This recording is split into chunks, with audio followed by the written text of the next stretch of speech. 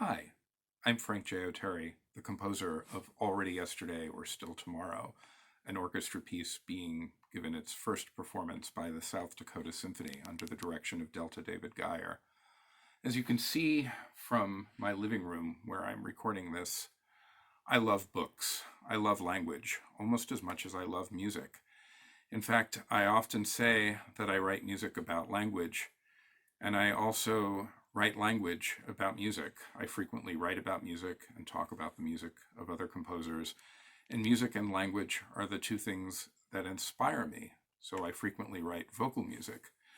But there are no words in Already Yesterday or Still Tomorrow, except for the title, which comes from a line from a poem by the African American poet Lorenzo Thomas, which I chanced upon in a bookstore in New York City before the pandemic.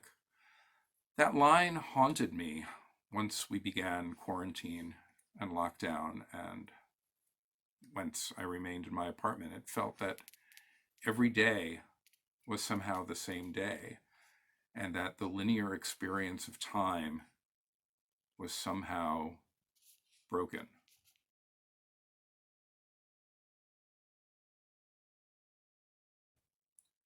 So, how to convey in music the sense of time no longer being linear? It's a contradiction. Music always moves in linear time. I sat at the piano and played with two 6-note chords.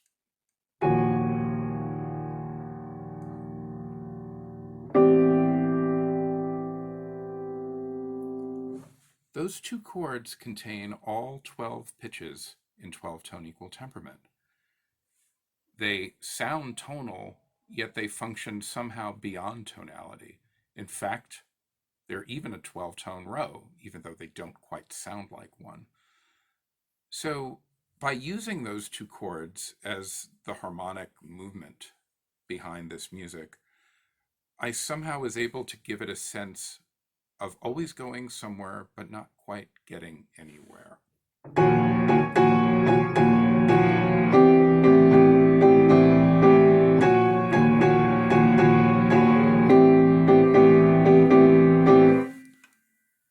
But then on April 3rd, I learned that my mother died from the coronavirus in a nursing home. The next morning, I woke up and went to the piano, and all I could do was play this dirge-like music.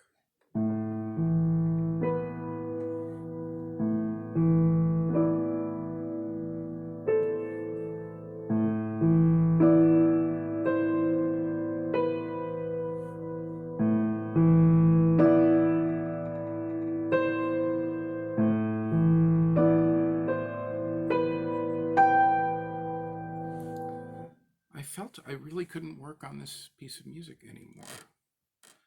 I spent months not being able to do anything.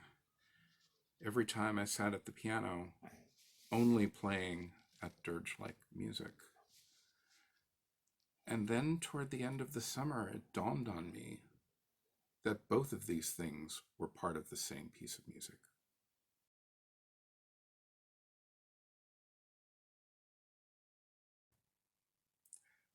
As soon as I realized that those two 6-note chromatic chords and that sad, minor sounding dirge like music were part of the same piece of music, Already Yesterday or Still Tomorrow literally began to compose itself.